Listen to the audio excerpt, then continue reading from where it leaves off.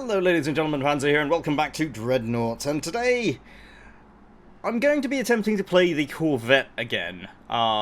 Depending on how the things go, I'm hoping to try and take the Corvette out again, because this is a ship I think I may not have given a fair go to when I first played it. Mainly because I really don't know what I'm doing when I try out these ships the first time, and so I think what I'm going to do is, once I get into a match, I'm going to try to take out the Corvette at first. If that doesn't work out, we'll swap things around and see where that goes. But without further ado, let's get on with it. Alright, first things first, before we start pulling a Corvette out, let's just have a look at the opposite team and see what they're bringing out. Now, they do have what appears to be two Corvettes, a Dreadnought, and a Destroyer, as well as one tactical cruiser. I don't think right now might actually be the best time to bring one out. In fact, what could be good in this case is to bring out an artillery cruiser, since we have a lot of Destroyers on this team. I think that's probably the best situation for us. So, change of plans, as it would appear.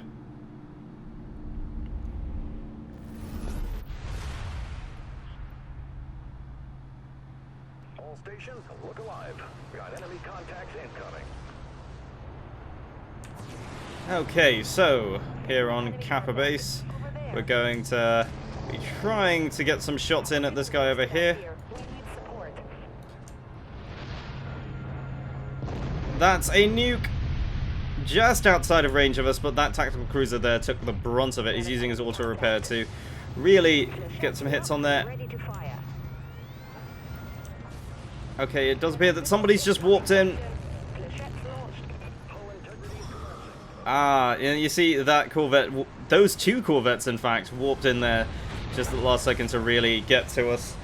So it may be time to bring something else in. Especially with that sort of range that they're fighting at, it might actually be worthwhile to bring in the Invictus instead.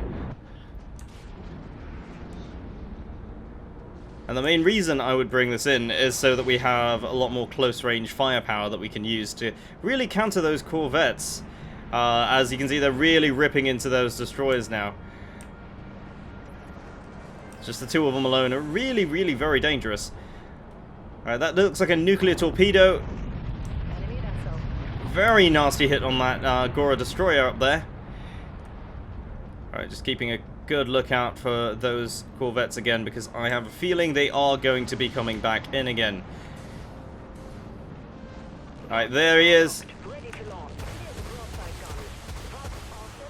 Alright, trying to get as many hits on him as possible before he gets away. He's blinked,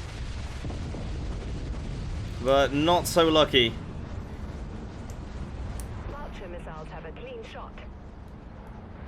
Let's just help them out over here. I think that Destroyer might have warped away. Alright, we're going to launch these Vulture missiles at this guy over here.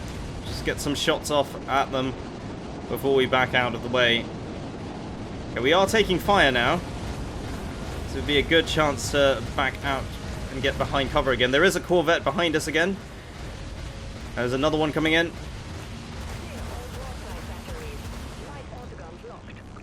And of course the broadsides, I might have made a mistake there.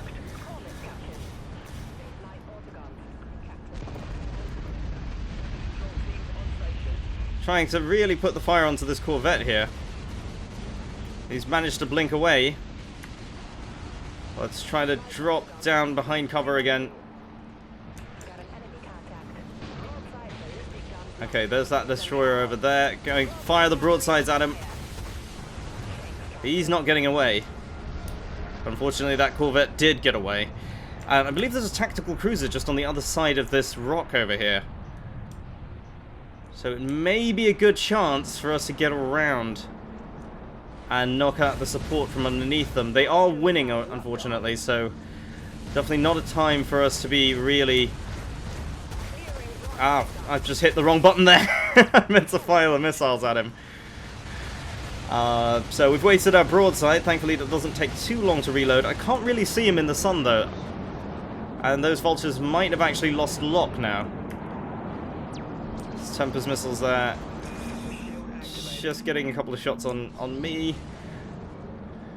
So we're going to reload the turrets now.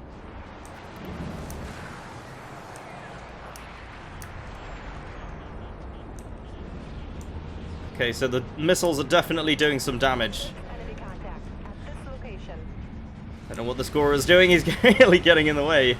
Alright, there's a nuclear missile going off there, so really don't want to be in the way of that. I think I just saw somebody over here. No chance to really get any hits on him.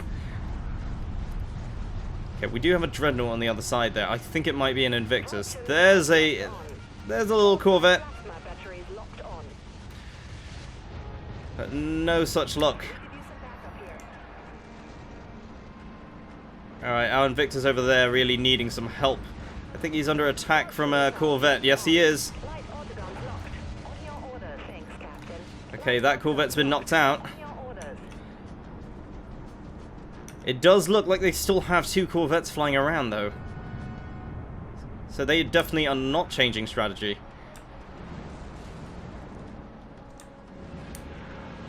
Vulture missiles locked on.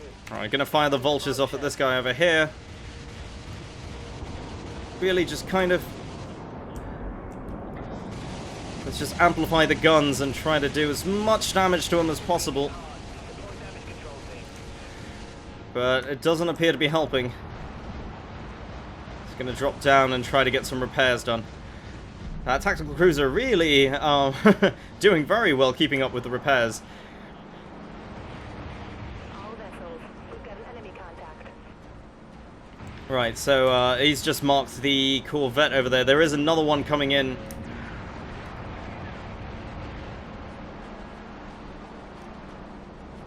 Nuclear missile there going up ahead.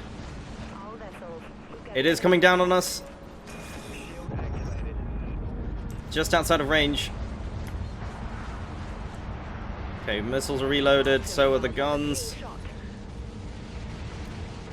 I'm gonna fire the vultures at this guy over here. It looks like there's a Gora destroyer coming in on us. Vulture missiles are much slower than their Tempest counterparts, but they do a lot more damage per hit, so they're definitely much better deterrents against long-range targets. However, they are much slower moving, and of course anti-missile lasers will have less targets to track. So something to bear in mind if you are using them. Alright, we've got a little Corvette over there. Batteries locked. Give them hell. Okay, there's somebody over there behind that rock trying to take some shots at us. We've got main enemies behind that rock over there. It does appear they are firing missiles. Just got another Corvette hiding behind there as well. Definitely don't want to be taking them on my own. I want them to sort of try to make another run for it. Vulture There he comes. locked on. Light autoguns locked. Alright, get the shields up. Autoguns are firing. On your orders. Light autoguns scanning for targets. Autoguns being very effective against these smaller ships. Vulture missiles locked on. Light autoguns have locked. Okay, well our shields are down for the moment. We're going to scale some more hits on that Corvette there. That was a nuke that just fired at us. Launch all vultures. Torpedoes. Launch all vultures. Okay, there we go. That Gora's down. We still do have a little Corvette flying around us. Location. Broadside ballistic guns have a lock. And it looks like he's taken out that Dreadnought. Definitely not a good situation to be in. Missiles are firing on us. Gonna wait till the last second to deploy those shields.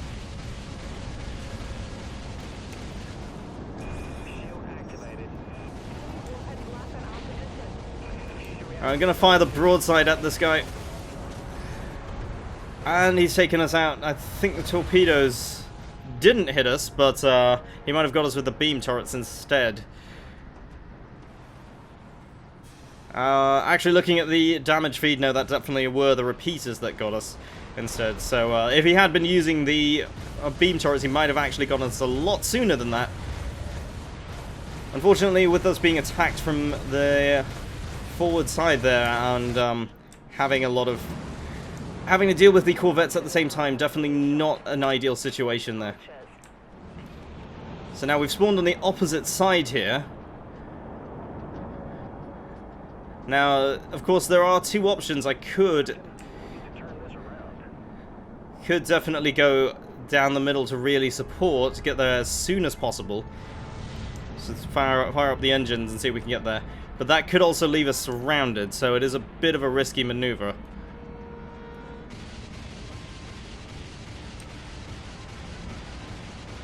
I'm going to fire on this destroyer over here, trying to really take him down. Enemy vessel. I'm going with the damage amplifier. Really not able to take him down. Trying to get that tactical cruiser as quickly as possible. Everything's reloading now.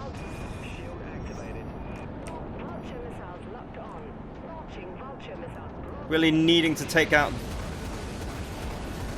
that tactical cruiser as quickly as possible. I believe we might have got him, but that is the match over, unfortunately. Well, that definitely wasn't the best game we've ever played. That's for sure, an absolute steamroll of a score there. But I think it really just goes to show one of the key mechanics in this game is really switching up ships, switching up classes whenever you whenever things aren't going your way. As we saw, both sides really doggedly sticking to their tactics. Unfortunately for the other team, it was working for them. The two corvettes really helping to deal the damage, while the destroyers and dreadnoughts were there to really draw the fire. And of course, our team having to divide our attention between the two of them really isn't helping. Things like autoguns, in fact, are really very useful against those fast-moving corvettes, but the main issue of facing is just having to divide the attention between them, particularly in such an exposed position. So once we were respawning on the other side, that was pretty much it. So I think the main takeaway from this really is kind of a similar thing from what I've been seeing from a game called Overwatch. I've been playing a lot of that recently, and you really do have to change your characters, your classes, whenever the sort of flow of the battle changes. As you saw there, I switched from the artillery cruiser at the beginning to a Dreadnought, and I stuck with that towards the end, mainly because of these corvettes that were going to be taking the artillery cruiser as a free kill, because of course they're much more suited to long range, and without adequate protection they're really going to be suffering whenever those corvettes warp in. So yeah, that's why I had to switch up there, but unfortunately the rest of the team didn't really see things that way. Switching up to a much faster destroyer or dreadnought, or even getting a corvette or two out there, maybe even a second tactical cruiser, may have changed things quite significantly towards the end, but unfortunately it didn't really work out that way, and that's how the game sort of went. So let me know what you think down in the comments, what you think of this battle, and just the way Dreadnought is played in general. What are your thoughts on team compositions, particularly for public matches? Of course, since I've been recently only playing public matches, what are your thoughts on that? And let me know all of that down in the comments below. Don't forget to leave a like if you've enjoyed this video, and if you're enjoying the Dreadnought series so far. Unfortunately, I haven't been putting as many of these videos up as often as I would like, but such as the way of things. So let me know what you think of the Dreadnought series as well, and subscribe if you're new to the channel. My name is Panzer, thank you very much for watching, and I'll see you next time.